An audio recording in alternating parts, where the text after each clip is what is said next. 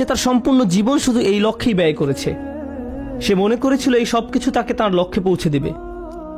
কারোর জন্য সেটা হয় পরবর্তী কোনো মুভি, কারোর জন্য কোনো খেলনা, কারোর জন্য নেক্সট স্মার্টফোন। যেমন কোনো স্টার ওয়ার মুভি বের হলে টিকিটের লাইনে হজের ভিসার লাইনের চেয়েও লম্বা লাইন হয়, কারণ তাকে এখনই এটা দেখতে হবে, এখনই এটা দেখতে হবে। যদি এখন না দেখা হয় জীবন তো তাহলে পুরাই ব্যর্থ। এখনই এটা দেখতে হবে। যদি মুক্তি পাওয়ার রাতে না দেখা হয় জীবনের তো তাহলে কোনো মূল্যই থাকে না। তাই এখনই দেখতে হবে। এরপর সে ভেবেছিল এই মুভি দেখলে তা হয়তো তাকে এক ধরনের মানসিক পরিপূর্ণতা দিবে, যা সে কোথাও পায়নি। হল থেকে বের হয়ে সে চোখ বড় বড় করে বলে, এটা দারুণ ছিল। পরক্ষণে আবার বিষণ্ণ হয়ে যাবে, নিজেকে প্রশ্ন করবে, এখন কি করব? আবার দেখবো মুভিটা, এটা দারুণ ছিল। প্রথমবারের মতো অতটা ভালো না লাগলেও মোটামুটি ভালো লাগবে, কারণ যে জিনিসটা তাদের প্রকৃত শান্তি দেওয়ার কথা, আল্লাহর সন্তুষ্টির অন্বেষণ, সেটা তো আর জীবনের লক্ষ্য নয়। সেই ইচ্ছাটাও আর অবশিষ্ট নেই। অগররাতকুমুল আমানিয়্যু হাত্তা জাআ আমরুল্লাহ, অবশেষে আল্লাহর আদেশ এসে পৌঁছেছে। বিশ্বাসীদের মতে এটাই ছিল তার জীবন। মুমিনরা বলবে এটাই তার জীবন, যারা তাদের ঈমান হারিয়ে ফেলেছিল, যেটা শুরু হয়েছিল আপাত দৃষ্টিতে একটা ছোট পদক্ষেপ থেকে, অসৎসঙ্গ, এবং সেখান থেকে এটা একটা অটোমেটিক ডাউনওয়ার্ড স্পাইরাল সিঁড়ি, শুধুই নিচের দিকে নেমে যাওয়া। তারপর তার মনে সন্দেহ দানা বাঁধতে শুরু করে। এরপর সে তার গোটা জীবন শুধু কামনা বাসনা চরিতার্থ করে এবং দুনিয়াবী অর্জনের পিছনে ব্যয় করে। অগররকুম বিল্লাহিল গরুর। তারপর আল্লাহ বলেন চূড়ান্ত প্রতারক। এখানে গরুর শব্দটি মুবালাগা। চূড়ান্ত প্রতারক যে সফলভাবে তোমাদের প্রতারিত করে। সেদিন ঈমানদাররা দেয়ালের অপর পাশের মুনাফিকদের এটাই বলবে। এটা একটা ভয়ানক দৃশ্য যা কোরআনে বর্ণিত হয়েছে। দেয়ালের এক পাশে দাঁড়িয়ে মুনাফিকরা ভাবছে কেন আমাদের অপর পাশে যেতে দেয়া হচ্ছে না, কেন তারা দেয়ালের ওই পারে আটকে গেছে। তখন দেয়ালের অপর পাশ থেকে বিশ্বাসী সাথীরা ধাপে ধাপে ধাপে বর্ণনা করবে কেন তারা দেয়ালের ওই পারে আটকে গেছে।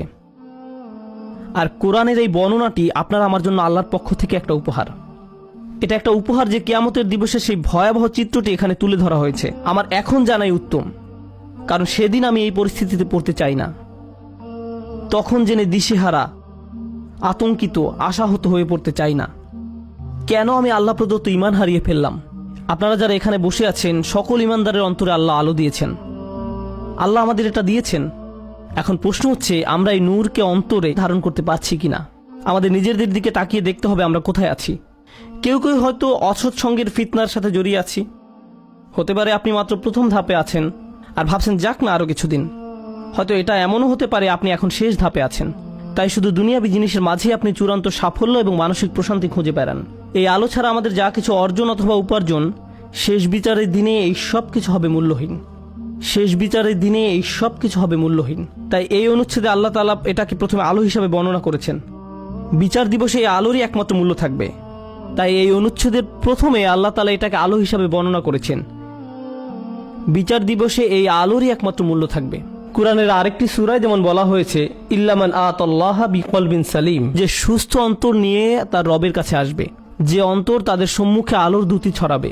এই দুনিয়াতে আপনার আমার আর বাকি যা কিছু আছে সবই অর্থহীন। শেষ বিচারের দিনে আল্লাহর সামনে এর সবই গুরুত্বহীন। কিছুদিনের জন্য আমরা এইসব উপভোগ করতে পারি, কিন্তু যদি এর ফাঁদে আটকে যাই এবং আমাদের অন্তরের সব জায়গা দখল করে নেয়, অন্তরে আর কোনো জায়গা বাকি থাকবে না। আর তাই এর পরের আয়াতে আল্লাহ তাআলা বলছেন ফালিয়াউমা লা ইউখাযু মিনকুম ফিদিয়াতুন ওয়ালা মিনাল্লাযীনা কাফারু মাওয়াকুমুন নার হিয়া মাওলাকুম ওয়া বিসাল মাসির। আজকে তোমাদের কাছ থেকে কোনো মুক্তিপণ, কোনো ক্ষতিপূরণ গ্রহণ করা হবে না। কোনো কিছু বন্ধক দেওয়ার চেষ্টা করো না। আজকে ওই দরজাগুলোতে তোমাদের প্রবেশাধিকার নিষিদ্ধ। কোনো ধরনের জরিমানা বা মুক্তিপণ দিয়ে দরজাগুলোর ওই পাশে যাওয়ার কোনো সুযোগ নেই। তোমাদের থেকে নয়, কাফেরদের থেকেও নয়। এই আয়াতের ভীতিকর দিক হলো লা ইউখাযু মিনকুম ফিদিয়াতুন ওয়ালা মিনাল্লাযীনা কাফারু। আজকে তোমাদের এবং কাফেরদের একই পরিণতি। আপনি এবং কাফেররা আজ একই দলে পড়ে গেছেন। আমি তোমাদের নিকট থেকে কোনো মুক্তিপণ গ্রহণ করব না, কাফেরদের থেকেও নয়। তোমাদের সবার আবাসস্থল জাহান্নাম। কতই না নিকৃষ্ট এই প্রত্যাবর্তন স্থল।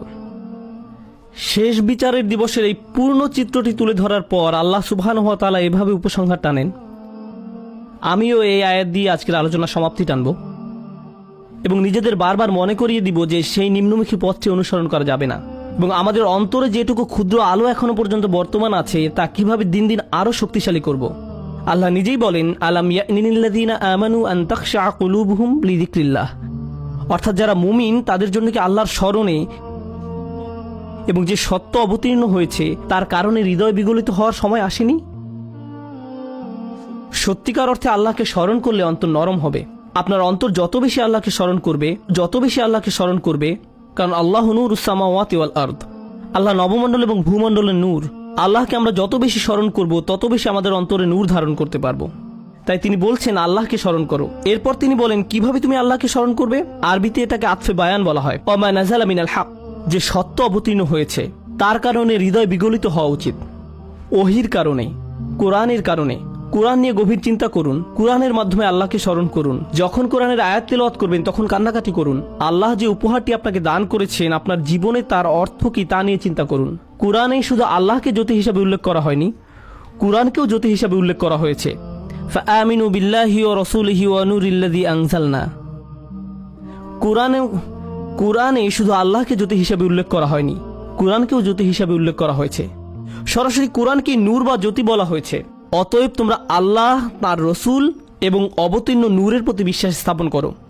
আপনার নিজের ব্যক্তিগত উন্নতির জন্য কোরআনের সাথে যে সময় ব্যয় করেন, যখন আমরা বসে কোরআন পড়ব, গভীরভাবে ভাবব যে আমাদের প্রভু আমাদের কি বলছেন, তাহলে এই অনুশীলন আমাদের হৃদয়কে আলোকিত করে তুলবে।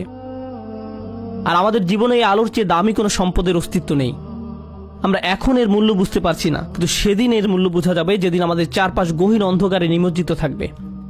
আমাদের বক্ষ এবং ডান হাত থেকে নির্গত আলো ছাড়া আর কোনো আলো থাকবে না, কোনো আলো থাকবে না।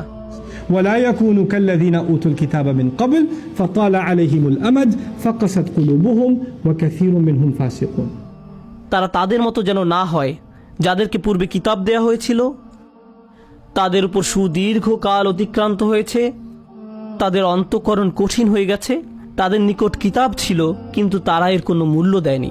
এটা সম্ভব যে কোনো জাতির নিকট আল্লাহর কিতাব থাকতে পারে। আমাদের পূর্বে বিভিন্ন জাতির নিকট কিতাব ছিল, তাওরাত ছিল, ইনজিল ছিল, তাদের নিকট অনেক কিতাব ছিল, তারা সেটা থেকে কোনো উপকার গ্রহণ করেনি। লাম ইয়ান্তাফিউ মিনহা, তারা ওই বইগুলো থেকে কোনো উপকার নেয়নি।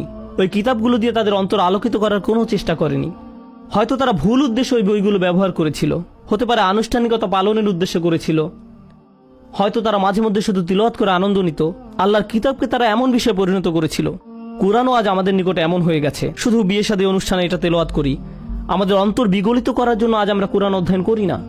এটা ইতিহাসের এক নির্মম ট্র্যাজেডি যে মানুষ আল্লাহর কিতাব থেকে উপকৃত হয় না, অথচ যা এসেছিল মানুষের অন্তরকে কোমল করে কিয়ামতের দিন আল্লাহর সামনে দণ্ডায়মান হওয়ার জন্য প্রস্তুত করতে। আর তাই এটা এখন আপনার আমার দায়িত্ব।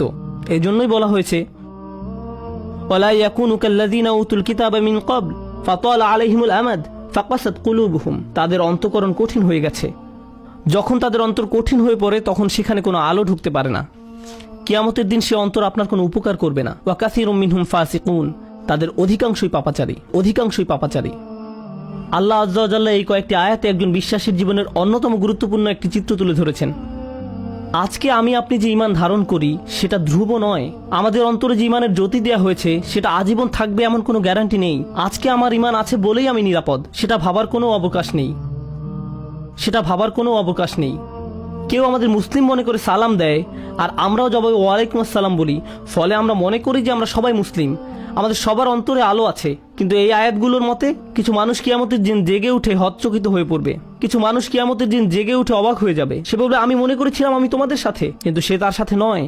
তাই ভালো হয় আমরা যদি এখনই বুঝতে পারি এটা স্বয়ংক্রিয় নয়, এটার গ্যারান্টি নেই। আপনাকে ব্যক্তিগতভাবে এর জন্য প্রচেষ্টা চালাতে হবে, আমাকে ব্যক্তিগতভাবে এর জন্য প্রচেষ্টা চালাতে হবে। বিচার দিবসে আপনার ঈমান যেমন আপনাকে সাহায্য করবে না, তেমনি আমার ঈমানও আপনাকে সাহায্য করবে না। আমরা সবাই নিজ নিজ চিন্তায় অস্থির থাকবো, নিজেদের আলোর জন্য চিন্তা করব। ইরজিউ ওয়ারাআকুম ফালতামিসু নূরা, তোমরা পিছনে ফিরে যাও এবং আলোর খোঁজ করো। এখন আমরা একে অন্যের সাহায্য করতে পারি, এখন আমরা একে অন্যের ঈমান শক্তিশালী করার ক্ষেত্রে ভূমিকা রাখতে পারি, কিন্তু সেদিন আল্লাহর সাহায্য ছাড়া আর কোনো সাহায্য থাকবে না। আল্লাহ আযজা ওয়া জাল্লা আমাদেরকে তাদের অন্তর্ভুক্ত করুন যারা তাদের আলো সংরক্ষণ করবে। আল্লাহ আযজা ওয়া জাল্লা আমাদেরকে তাদের অন্তর্ভুক্ত করুন যারা দেয়ালের ক্ষতিকর পাশে থাকবে না। আল্লাহ আযজা ওয়া জাল্লা আমাদের নিজেদের এবং আমাদের প্রিয় মানুষদের মুনাফিকি থেকে রক্ষা করুন। আল্লাহ আমাদের অন্তরকে কঠিন হওয়া থেকে রক্ষা করুন। আল্লাহর স্মরণে এবং কোরআনের বাণীতে অন্তরকে আর্দ্র, নমনীয় এবং জ্যোতির্ময় করে দিন। বারাকাল্লাহু লি ওয়া লাকুম। আসসালামু আলাইকুম ওয়া রাহমাতুল্লাহ।